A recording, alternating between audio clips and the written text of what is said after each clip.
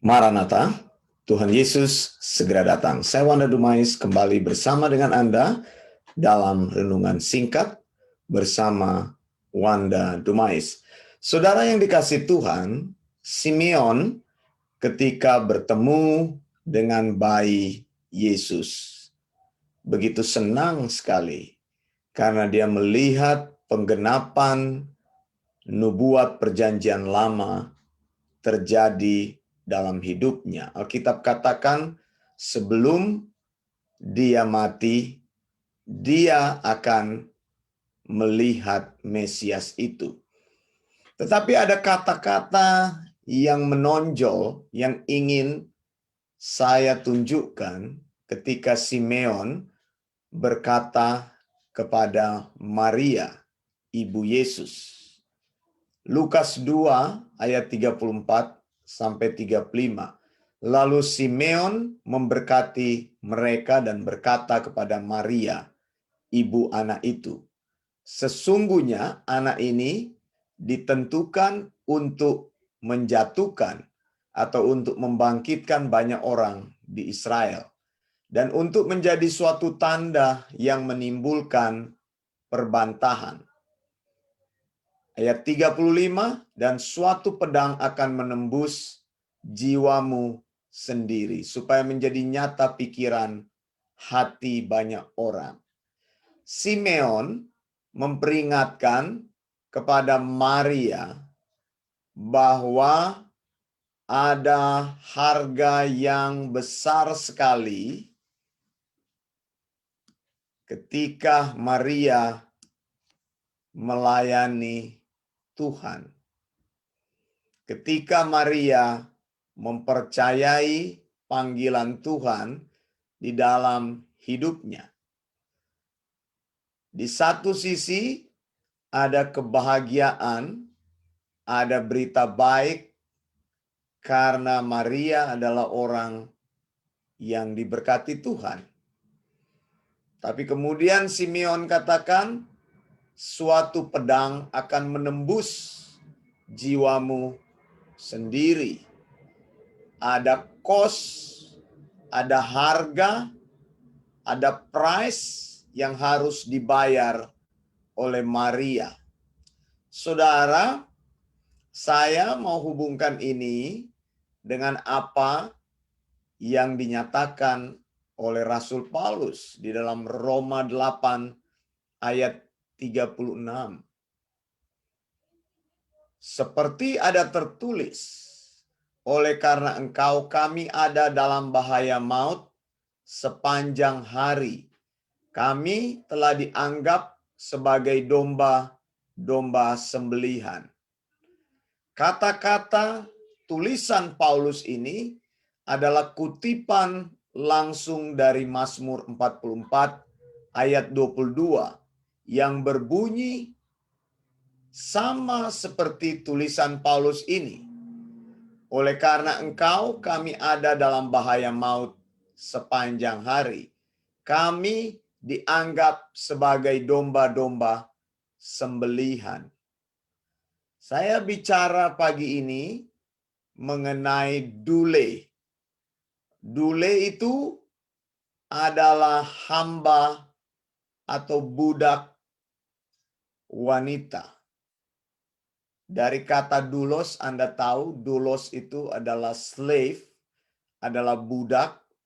Dule itu adalah budak yang khusus, yaitu wanita. Seseorang yang haknya sudah tidak ada lagi. Seseorang yang menjadi properti orang lain. Seseorang yang sudah dimiliki oleh orang lain. Saudara, ketika Maria menerima kabar dari malaikat Gabriel, sesungguhnya ada dua hal yang terlihat di sana. Pertama, Maria mendapatkan berita yang baik. Tetapi di balik berita yang baik itu ada konsekuensi yang besar yang harus Maria tanggung.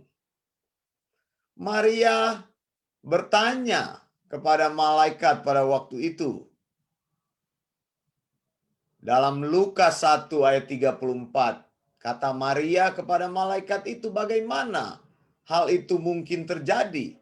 Karena aku belum bersuami.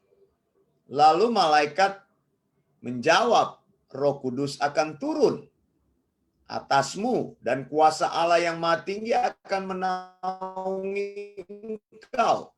Sebab itu anak yang akan kau lahirkan itu akan disebut kudus, anak Allah. Dan sesungguhnya Elisabet sanakmu itu, ia pun sedang mengandung seorang anak laki-laki pada hari tuanya. Dan inilah bulan yang ke-6 bagi dia yang disebut mandul itu. Lalu malaikat Gabriel berkata, Lukas 1 ayat 37, sebab bagi Allah tidak ada yang mustahil. Maria bertanya, bagaimana mungkin sesuatu itu terjadi? Karena ketika dia diberitahukan tentang anugerah Allah yang besar ini, anugerah Allah yang besar ini terjadi melalui cara yang tidak lazim. Makanya dia katakan, kalau aku belum menikah, bagaimana mungkin aku bisa mengandung dan memperoleh anak? Roh Kudus akan turun atasmu, kata malaikat. Tapi juga Gabriel memberitahu tentang Elisabet. Saudara, Elisabet dan Zakaria adalah dua pasangan yang sudah lama sekali berdoa untuk memperoleh anak. Mereka tidak mempunyai anak sampai masa tuanya. Kisah ini bisa ditarik mundur kepada kisah Abraham dan Sarah. Hampir sama.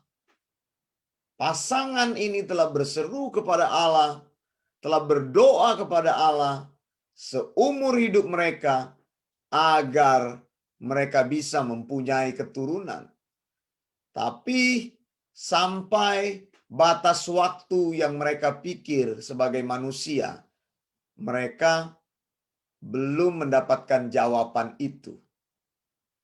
Saudara, kemudian Tuhan memberikan firman kepada Abraham, memberikan penegasan bahwa Sarah istrinya akan hamil dan melahirkan anak. Lalu Sarah tertawa ketika Abraham menyampaikan firman Tuhan itu kepada dia. Hei Sarah, dengarkan baik-baik.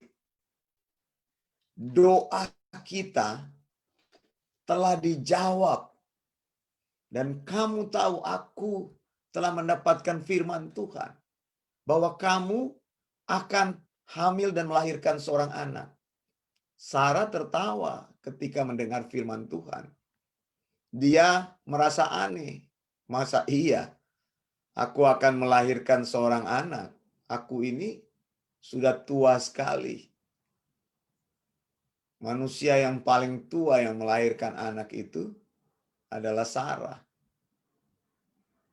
Bagaimana mungkin? Nah, firman Tuhan kepada Abraham, Tuhan menegur Abraham, mengapa istrimu tertawa? Tertawa karena apa? Tertawa karena dia menyepelekan firman Allah. Dia menyepelekan theopneustos itu. Saudara, engkau tidak boleh menyepelekan firman Allah. Tapi kita paham dari sudut manusia, Sarah tertawa. Karena usianya sudah tua sekali. Bagaimana mungkin dia hamil dan melahirkan anak?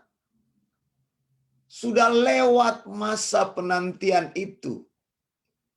Dan rasanya Sarah sudah melupakan doa-doa yang dia naikkan. Sehingga dia tertawa. Dia meremehkan Allah yang sanggup melakukan apapun. Sehingga muncul firman ini yang sama. Tadi Gabriel berkata, sebab bagi Allah tidak ada yang mustahil. Lukas 1 ayat 37. Kejadian 18 ayat 14. Jauh sebelumnya Tuhan berfirman kepada Abraham, adakah sesuatu apapun yang mustahil untuk Tuhan? Ini kan firman yang sama. Sepanjang sejarah manusia bergumul dengan ketidakpercayaan. Dan sepanjang sejarah Tuhan memberikan firman-Nya untuk meyakinkan kita bahwa apa yang Dia firmankan akan terjadi. Saudara yang dikasihi Tuhan, Maria bertanya seperti itu. Karena dia tidak mengerti apa yang akan terjadi dengan hidupnya. Mengapa dia katakan seperti itu? Aku belum bersuami. Saudara, di dalam Torah mengatur hukum apabila seseorang wanita hamil atau telah bersetubuh sebelum menikah, maka wanita itu harus dilempari batu dengan sampai mati, diseret keluar rumah, dipermalukan, dianggap sebagai aib, dianggap wanita ini telah menodai kekudusan orang Israel. Makanya Maria tanya hal tersebut. Ini adalah janji Tuhan kepada hidup Maria. Tetapi di balik janji Tuhan itu ada resiko yang besar. Paulus katakan, oleh karena engkau, kami ada dalam bahaya maut sepanjang hari. Kami telah dianggap sebagai domba-domba sembelihan. Seorang doulos itu tidak mempunyai hak atas dirinya sendiri. Tidak lagi mempunyai kekuatan untuk mengatur dirinya sendiri. Dia menjadi properti dari orang lain. Dule artinya doulos perempuan. Roma 8 ayat 36. Saudara yang dikasihi Tuhan, Maria menanggung harga yang sangat besar. Ya saudara, dia tidak mentertawakan firman Tuhan. Dia tidak menyepelekan firman Tuhan. Tapi dia berpikir tentang masa depannya. Bagaimana seandainya bila dia hamil tanpa suami, diketahui oleh Yusuf bahwa dia hamil, maka dia akan diusir, maka dia akan dipermalukan, maka dia akan menanggung resiko yang paling besar. Orang tidak akan lagi percaya kepada dia. Integritas hidupnya dipertaruhkan.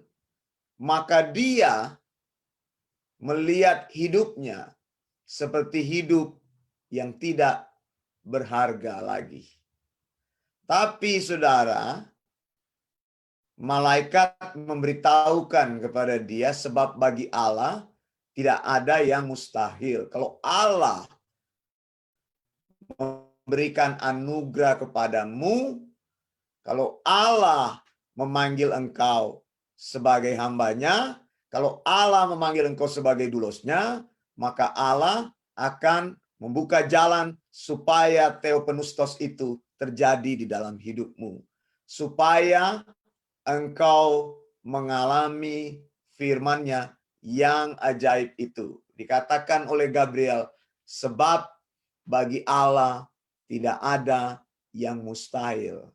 Engkau yang mendengarkan firman Tuhan, engkau yang mempercayai sound doctrine, ketika sound doctrine datang kepada hidupmu, engkau harus berkata kepada hidupmu, sebab bagi Allah tidak ada yang mustahil. Mengapa? Karena firman Allah itu akan melakukan bagiannya di dalam hidupmu sampai berhasil.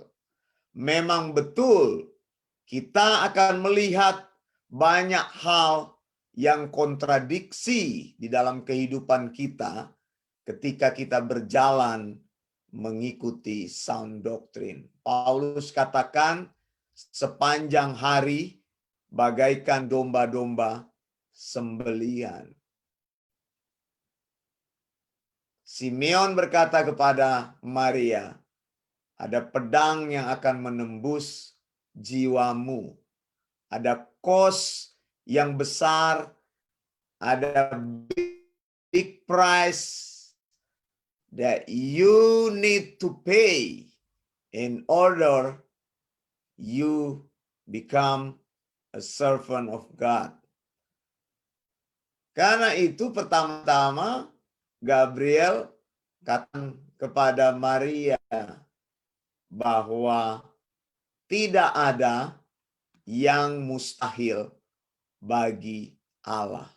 Sesudah Maria mendengar hal itu, Maria berkata, Lukas 1 ayat 38, sesungguhnya aku ini adalah hamba Tuhan. Dule. Sesungguhnya aku ini adalah doulos. Bagaimana engkau, saudara, memandang hidupmu?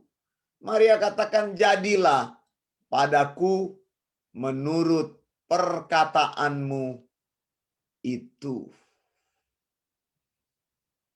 Jangan menertawakan firman Allah.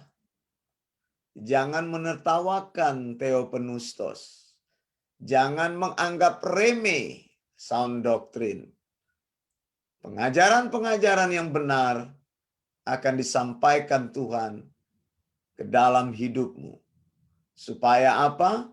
Supaya engkau mengenal ajaran yang benar dan engkau hidup dengan cara yang benar. Supaya engkau mendengar ajaran yang tidak terkontaminasi itu dan engkau meneruskan ajaran itu kepada orang lain. Memang harganya itu besar. Memang harganya itu mahal, saudara. Memang itu menimbulkan kos yang besar kepada kita. Di saat kita menerima janji Tuhan, di saat lain juga iman kita diuji. Belajar dari figur-figur ini, Sarah tidak percaya janji Tuhan. Dia tertawa dan Tuhan menegur, jangan tertawa Sarah. Mengapa engkau meremehkan firman Tuhan? Mengapa engkau tidak meyakini bahwa pengajaran yang aku sampaikan kepadamu adalah pengajaran yang benar? Mengapa engkau meragukan sound doktrinku? Seolah-olah Tuhan mau katakan seperti itu. Alkitab itu adalah Theopneustos, dari Kejadian sampai Wahyu. Dan ketika kita menerima janji atau anugerah Allah, kadang-kadang keadaan yang terjadi justru sebaliknya. Justru dihantam dengan berbagai hal yang membuat kita bertanya. Ya. Apakah saya mempunyai iman kepada Allah? Do I have the faith to give it over to God? Atau saya menyerah?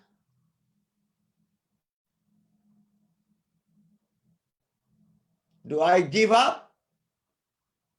Pertanyaannya kan ada di situ. Sama seperti Sarah dan Maria. Do they have the faith to give their child over to God?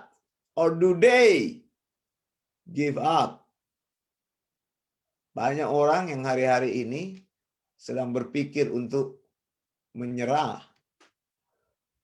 Apakah engkau itu orangnya? Engkau sedang berpikir engkau ingin menyerah? Ingat, Paulus katakan, atau Mazmur 44 ayat 22. Oleh karena engkau, kami ada dalam bahaya maut sepanjang hari. Kami dianggap sebagai domba-domba sembelihan. Tapi saudara, saya mau katakan kepada engkau, biarkanlah kita memiliki iman itu, dan biarkanlah kita mengizinkan Allah untuk melakukan sesuatu di dalam hidup kita, sehingga nama Allah dipermuliakan di dalam hidup kita. Di dalam apapun yang engkau hadapi, karena engkau sedang mengikut Tuhan, karena engkau mempercayai sound doktrin, pegang janji Tuhan, sebab bagi Allah tidak ada yang mustahil. Kosnya memang besar, harganya memang besar, tapi allow ourselves di dalam anugerah Allah. Izinkan diri kita untuk belajar percaya kepada Allah. Sebab bagi Allah tidak ada yang mustahil. Lukas 1 ayat 37. Kejadian 18 ayat 14. Dikatakan Tuhan sendiri yang berkata, adakah sesuatu apapun yang mustahil untuk Tuhan? Belajar percaya. Sekalipun engkau tidak melihat keadaan, situasimu membaik, belajar percaya. Sekalipun semua hal berkata tidak kepada hidupmu. Belajar percaya. Sekalipun semua jalan tertutup bagimu. Karena Allah berkuasa memelihara hidupmu. Saya Wanda Dumais dari Sydney, Australia. Maranatha, Tuhan Yesus segera datang. Tuhan Yesus pasti datang. Tuhan Yesus akan datang. Blessings.